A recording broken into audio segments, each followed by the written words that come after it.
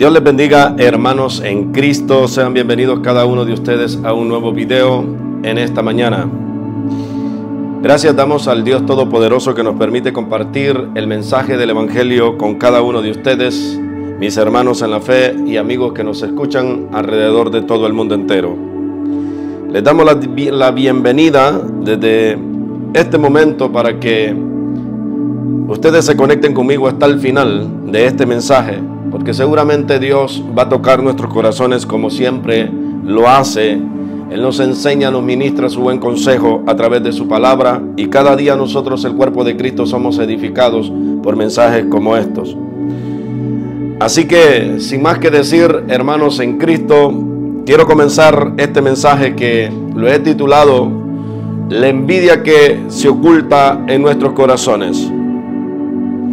En el libro de Job, a la altura del capítulo 12, el versículo 6 está escrito de la siguiente manera: prosperan las tiendas de los ladrones, y los que provocan a Dios viven seguro, en cuyas manos Él ha puesto cuanto tienen.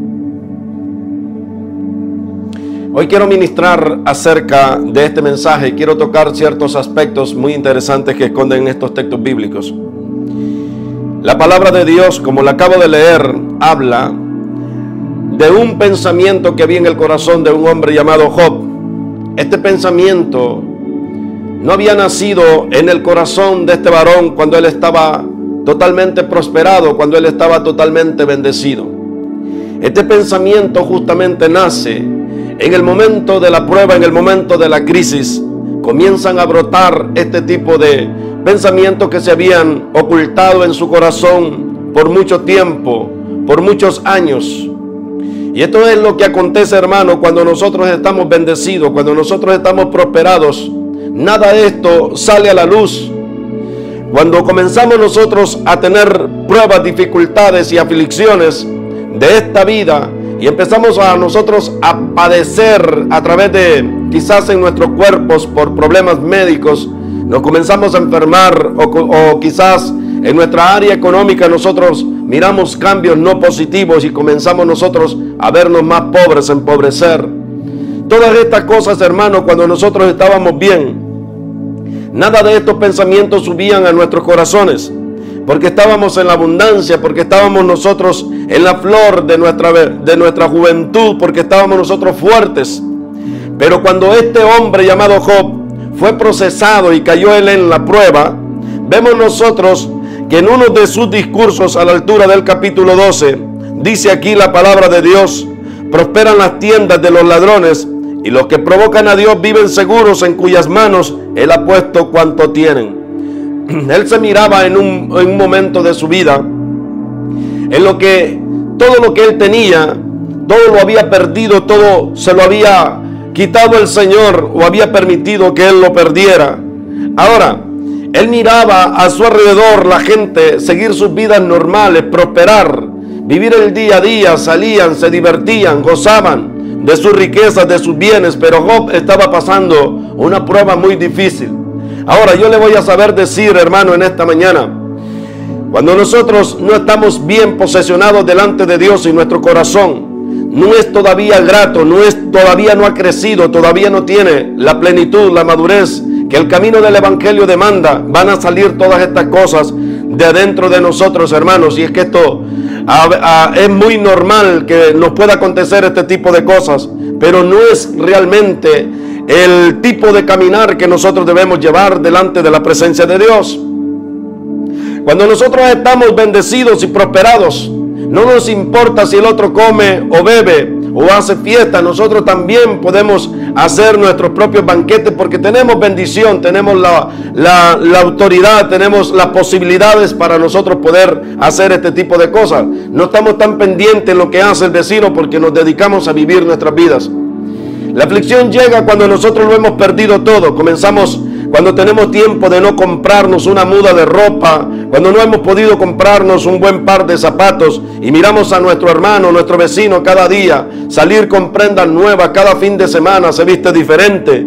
Entonces es ahí donde comienza a salir la codicia en nuestros corazones. La envidia comienza a florecer en nuestros corazones, y pensamientos que estaban ocultos por mucho tiempo se comienzan a manifestar en nosotros y comenzamos nosotros a darle rienda suelta a todo este tipo de malos pensamientos, que al contrario, lejos de nosotros ser bendecidos o ser edificados por Dios, vamos a caer en más ruina y en más aflicción, porque Dios no nos ha llamado, hermanos, a poner nosotros la mira en la bendición que Dios le está dando a otro o en el momento que Dios le está permitiendo vivir a otro, sino que Él nos ha llamado que seamos edificados en Cristo Jesús, que seamos fortalecidos continuamente en Él. Pero cuando este varón cayó en la prueba, comenzó a ver cómo las tiendas de los injustos comenzaban a prosperar y florecían, y decía él, en cuyas manos Dios ha puesto todo lo que tienen, y esta gente no le sirve a Dios, no busca la presencia de Dios como yo la buscaba, y yo vine a caer en mi ruina. Y estos que viven en el pecado haciendo impíamente todo cuanto ellos quieren, estos están prosperando y yo sigo aquí en mi ruina. Hay gente que ha caído en la prueba, en la mano de Dios, y están en la mano de Dios porque las pruebas vienen de parte del Señor y Dios las permite para fortalecernos. Pero lejos de ellos ver en qué forma pueden salir de la situación, cómo pueden agradar a Dios, han puesto su mirada en las cosas de este mundo, su mirada en su prójimo, en su hermano, y se han atrasado allí, y el proceso se ha alargado en sus vidas, porque lo que realmente quería sacar Dios era eso que había en nuestros corazones: la envidia oculta, la envidia que no se manifiesta cuando nosotros estamos bien, sino cuando caemos en la prueba y cuando caemos en la dificultad. Y esto es lo que estaba pasando con este varón. Entonces, esto no termina ahí, hermanos. Él le dio rienda suelta a su pensamiento, y podemos ver nosotros en el capítulo 21, verso 10, acerca de la bendición y la prosperidad de que Job miraba en la vida de los impíos, en la vida de los que no agradaban a Dios. Este hombre dice aquí a la altura del capítulo 21, verso 10 y 12, dice de la siguiente manera: sus toros engendran y no fallan, paren sus vacas y no malogran su cría, salen sus pequeñuelos como manada y sus hijos andan saltando, al son del tamboril y de la cítara saltan y se regocijan al son de la flauta. Entonces, aquí miramos que Job no solo había perdido su riqueza, sino que también había perdido sus hijos. Y cuando él miraba el rebaño de sus vecinos crecer, miraba la hacienda de su prójimo ser fortalecida, y eran gente que no agradaban a Dios, él miraba que los toros cubrían a las vacas quedaban preñadas, parían sus crías y no malograban sus partos. Entonces, esto lo miramos nosotros solo cuando estamos en la prueba, cuando estamos en la aflicción. Hay mujeres que han perdido a sus propios niños, que han perdido sus hijos y no han podido quedar embarazadas, y han quedado embarazadas y han perdido sus hijos. Pero ven a la mujer impía, que es su vecina, que convive ahí junto con ellos, que cada vez que el marido la toma, esta mujer queda embarazada y tiene hasta 5, 6 hijos, 7 hijos, y esta mujer no pierde ninguno. Y es allí donde comienzan estos asuntos, estos conflictos en nuestros corazones. Esta mujer, lejos de bendecirla, comienza a criticarla. Mira, Señor, esta impía que no te sirve, ¿cómo es posible que tú le hayas dado descendencia a esta mujer que ni siquiera te agrada, y a mí, que soy tu sierva, me tienes en aflicción? Pero esto sucede, hermanos, cuando tenemos mal posesionado nuestro corazón, cuando tenemos poco conocimiento de la palabra de Dios, porque cuando nos vamos nosotros al consejo de la palabra de Dios, vemos a tremendas mujeres que eran mejores que nosotros en obediencia a Dios, como Sara, que no podía tener hijos. Raquel tampoco podía tener hijos. Ana tampoco podía tener hijos. Y eran tremendas mujeres servidoras de Dios, que buscaban la presencia de Dios, y por alguna razón estas mujeres no les podían nacer hijos.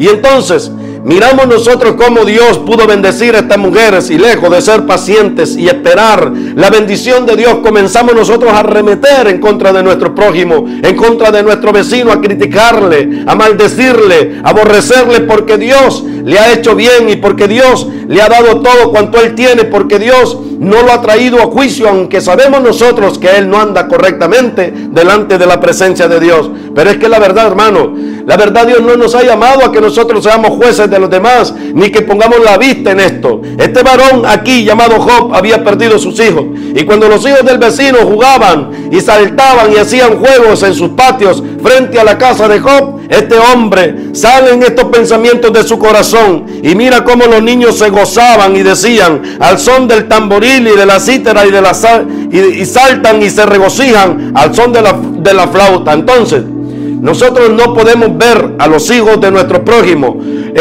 con ojos de amor y de misericordia, porque todavía nosotros no tenemos los nuestros, porque todavía nosotros no hemos podido engendrar nuestros propios hijos. Cuando estamos en estas pruebas, hermanos, tan difíciles que están batallando, por ejemplo, las familias en querer tener hijos, en querer multiplicarse, y ven a los niños, ¿verdad?, divertirse de sus hermanos, de sus amigos. Esto no es motivo de gozo, esto trae aflicción en el corazón de la gente. Pero yo le voy a saber decir, hermano, el amor en nosotros como creyentes, como hijos de Dios, como conocedores del evangelio, debe comenzar amando a los demás y luego amando a los nuestros. Si nosotros no aprendemos a amar las criaturitas de nuestros hermanos en Cristo, de nuestros vecinos, nunca vamos a poder amar a nuestros propios hijos.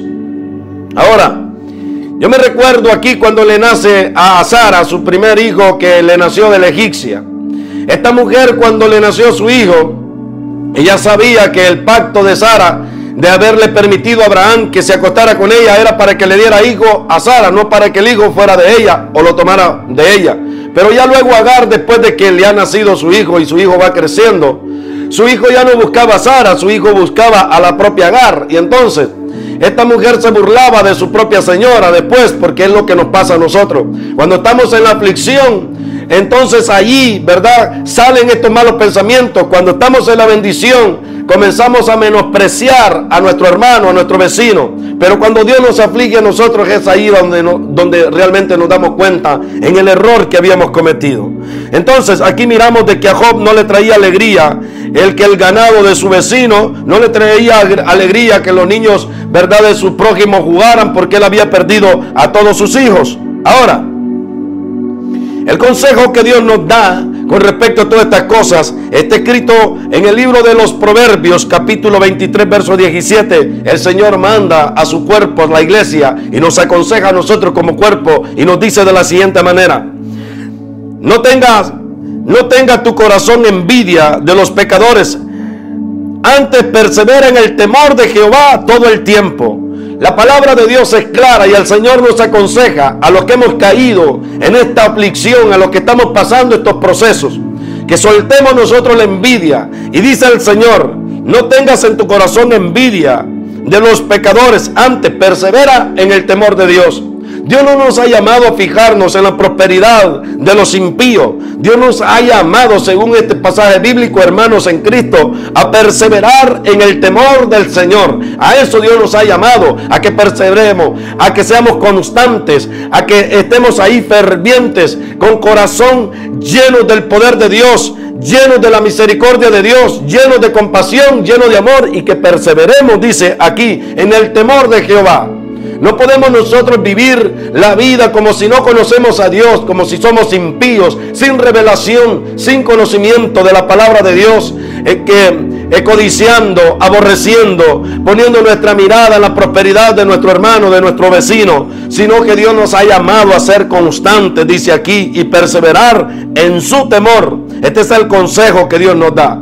Había otro escritor llamado el rey David, que también cuando estaba en la prueba, en la aflicción, él puso su mirada en la prosperidad de los impíos, y por poquito, dice él en este pasaje bíblico, se termina extraviando del camino de Dios. Es que lo que pasa aquí, hermano, es que cuando nosotros comenzamos a poner la mirada en nuestro prójimo, en nuestro hermano, en la prosperidad, en la bendición que Dios le ha dado a nuestros amigos, entonces allí es donde nosotros comenzamos realmente a extraviarnos de la verdad de Dios, apartarnos del camino de Dios.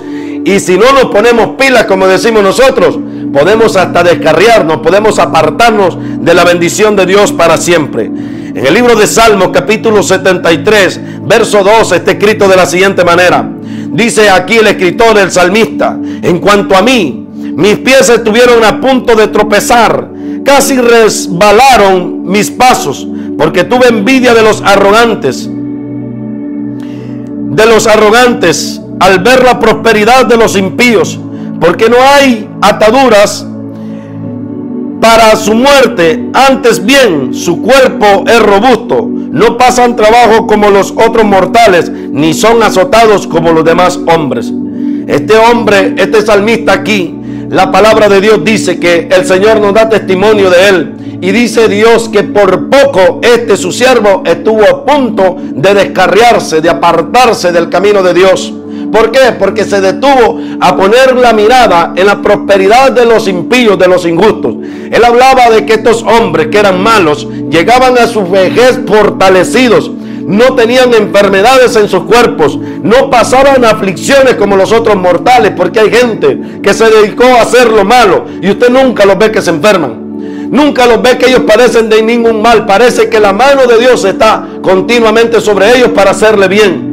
Pero yo le voy a saber decir, la palabra a mí me dice que cuando el impío prospera, cuando los que no le agradan a Dios prosperan y andan envanecidos, es para no ser nunca más, dice la palabra. Sus días están cortos. Por eso es que dice Dios que no pongamos nosotros la mirada en gente que no le agrada y que ha sido prosperada por el Dios Todopoderoso. Porque yo le voy a decir una verdad. Dios sabe que el tiempo de la prosperidad de estos hombres que no le agradan es muy cortita, 50 años, 60 años, que ellos disfruten en este mundo es muy corto, hermanos, para el tiempo que les espera separado del camino de Dios eternamente y para siempre. Entonces, ¿por qué nosotros hemos de fijar nuestros ojos en la prosperidad del impío, sabiendo de que la aflicción que le espera a él es muy larga abajo en las profundidades del infierno, si es que este hombre o esta mujer no se arrepiente? Pero nosotros no esperamos como ellos esperan. La esperanza de nosotros, los hijos de Dios, aunque estemos en pruebas y en aflicciones, es diferente a la de cualquiera que no conoce a Cristo, porque nosotros sabemos que si morimos en este mundo o perecemos el día de hoy o mañana, nosotros tenemos largura de vida asegurada en Cristo Jesús, nuestro Señor, quien nos libra de la prueba, de la aflicción, de la oscuridad eterna, de allá del tormento del infierno, todo por haber creído en Jesucristo su Hijo. Entonces, ¿qué debemos hacer nosotros cuando hemos caído en estas pruebas, en estas aflicciones? Debemos afirmarnos en Dios y debemos creer en Dios. El predicador Pedro, en una de sus cartas, en la primera carta de Pedro, nos dice de la siguiente manera. El consejo que nos da el apóstol Pedro a nosotros que hemos caído tal vez en nuestro momento o en su momento, hemos sido afectados por cosas como esta y hemos caído y hemos cometido errores como esto de caer en la envidia. Pedro dice a la iglesia: desechando pues toda malicia, todo engaño, hipocresía, envidia y todas las detracciones, desead como niños recién nacidos la leche espiritual no adulterada, para que por ella crezcáis para salvación. Entonces, el consejo que Pedro le da al cuerpo de Cristo cuando nosotros hemos caído en estos pecados de codicia, de envidia, de aflicción por causa de la prosperidad de nuestro hermano, es el siguiente. Dice que debemos nosotros dejar todo esto de malicia, de engaño, de hipocresía, de envidia y todas estas detracciones, dice aquí Pedro.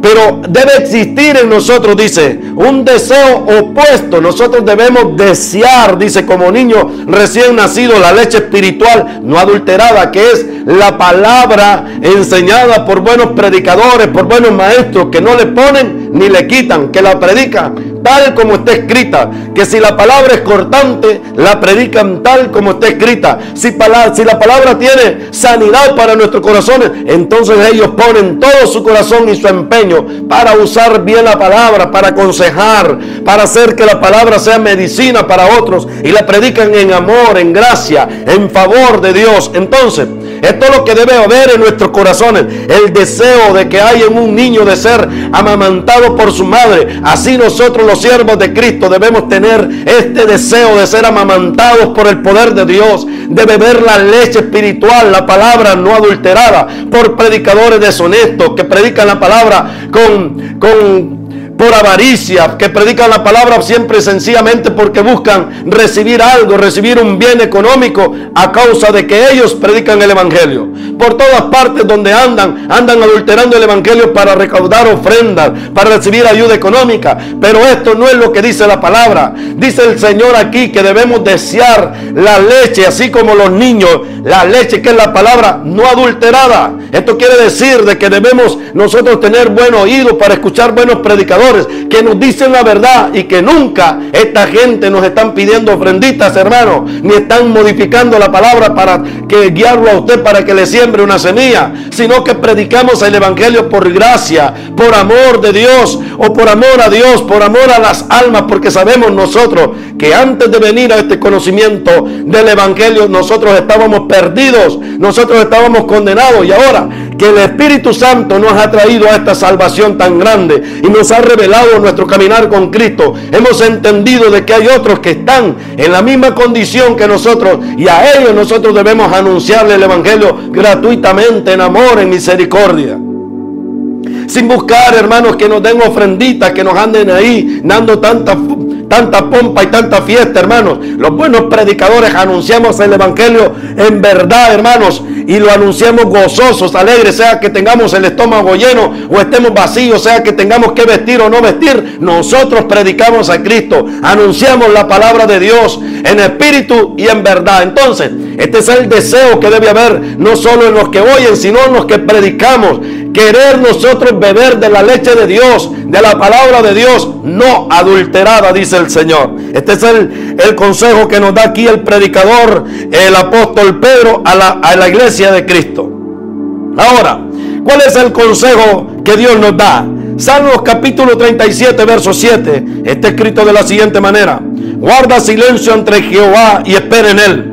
No te alteres con motivo del que prospera en su camino, porque el hombre que hace maldades. Entonces Dios dice, si te has desconcentrado y has puesto tu mirada en la prosperidad del vecino, del prójimo, el consejo de nuestro Dios para cada uno de nosotros es que no nos debemos alterar. Hay gente que anda alterada fijándose en cómo se viste la hermana, fijándose en cómo se viste el hermano, si las prendas que trae son de marca, si le quedan bien o no le quedan bien. ¿Qué importa si le quedan bien? ¿Qué importa si son de marca? Aquí la palabra de Dios dice que nosotros, el cuerpo de Cristo, no debemos estar poniendo nuestra mirada en esta bobería, sino que debemos poner nuestro corazón en Dios. Nuestra mirada debe estar en Dios, nuestra fe debe estar en Dios, y debemos estar en quietud, dice el Señor. No debemos andar alterados con motivo de los que prosperan en el camino. Hay gente que ha prosperado en su propio camino, gente que ha prosperado en la religión, gente que ha prosperado en la secta, gente que ha prosperado en el narcotráfico, gente que ha prosperado en el robo, en la mentira, en el engaño. No hay que poner, dice la palabra de Dios, nuestra mira en todas estas cosas, hermanos, en la fe. Ya para ir terminando este mensaje, dice otro punto: nuestro enfoque debe estar en la venida de nuestro Señor Jesucristo. Primera carta a los Tesalonicenses, capítulo 4, verso 13, dice de la siguiente manera: tampoco queremos, hermanos, que ignoréis acerca de los que duermen, para que no os entristezcáis como otros que no tienen esperanza. Nosotros sabemos, hermanos, y lo tenemos bien claro por la palabra, que si estamos en aprietos económicos, que si no tenemos bendición, que si no tenemos prosperidad, que si no tenemos esto o aquello, un carro lujoso, una casa bonita, una casa bonita, o prendas bonitas puestas en nuestro cuerpo, y la tienen todas estas cosas, y todo este bien la tienen los impíos, nosotros sabemos que ellos no abrigan la esperanza que nosotros abrigamos. Nosotros tenemos, hemos sido llamados a una esperanza que es eterna en Cristo Jesús. Es por eso, hermano, que debemos despojarnos de toda envidia, de toda avaricia y de toda codicia, hermano, y de todas estas cosas que nos son tropiezos para el camino que nosotros vamos, en el camino que nosotros andamos. Entonces, dice Pablo aquí que la esperanza que nosotros abrigamos no es como la esperanza que abriga a los impíos, que abriga a los ladrones, que abriga a los deshonestos. Ellos tienen una esperanza solamente en este mundo y en esta vida, pero lejos o después de este mundo no tienen ninguna esperanza, porque la esperanza que ellos abrigan o lo que les espera es un juicio eterno. Pero sin embargo, nosotros los siervos de Cristo, aunque estemos en pruebas, en dificultades, pasando necesidades, si hoy perecemos, tenemos esperanza de vida eterna en Cristo Jesús, nuestro Señor y Salvador. Entonces, este es el consejo que Dios nos da. Esta es la palabra que Dios nos da. Nuestra esperanza es Cristo. Segunda carta de Pedro, para terminar ya este mensaje, dice, capítulo 3, verso 18, dice de la siguiente manera: antes bien, creced en la gracia y en el conocimiento de nuestro Señor y Salvador Jesucristo. A Él sea toda gloria, a Él sea gloria, ahora y hasta el día de la eternidad. Amén. Esto es lo que dice en la segunda carta del apóstol Pedro. Dice que nosotros debemos crecer en la gracia, en el conocimiento de nuestro Señor y Salvador Jesucristo. Dios no nos ha llamado, hermanos, a que nosotros estemos enfocados en la codicia, en la avaricia, en la prosperidad de los impíos, sino que Dios nos dice que debemos nosotros estar creciendo en la gracia del Señor, en el conocimiento de nuestro Señor Jesucristo. Ahora, hasta aquí voy a llegar con este mensaje de salvación y de vida eterna, hermanos en Cristo. Si este mensaje te ha sido a ti de bendición y de edificación para tu vida y para la vida de tu familia, entonces, hermano, déjanos ahí tu apoyo, comparte este enlace con todos tus amigos, contactos, hermanos en la fe, y suscríbete a mi canal si todavía tú no te has suscrito a mi canal. Suscríbete y déjanos ahí tu apoyo, dale a la campanita y déjanos tus comentarios acerca del mensaje, que en qué manera este mensaje te ha bendecido y te ha sido de edificación. Este es su servidor y hermano en la fe, Lester López, desde Dallas, Texas, Estados Unidos, anunciándoles el evangelio para todas las naciones. Si es la misericordia de Dios y la voluntad de Dios está con nosotros, nos veremos el próximo fin de semana para predicarles un nuevo mensaje así como este. Que la paz de Dios esté sobre cada uno de ustedes, hermanos en Cristo. Nos veremos muy pronto en el nombre de Jesús. Amén y amén.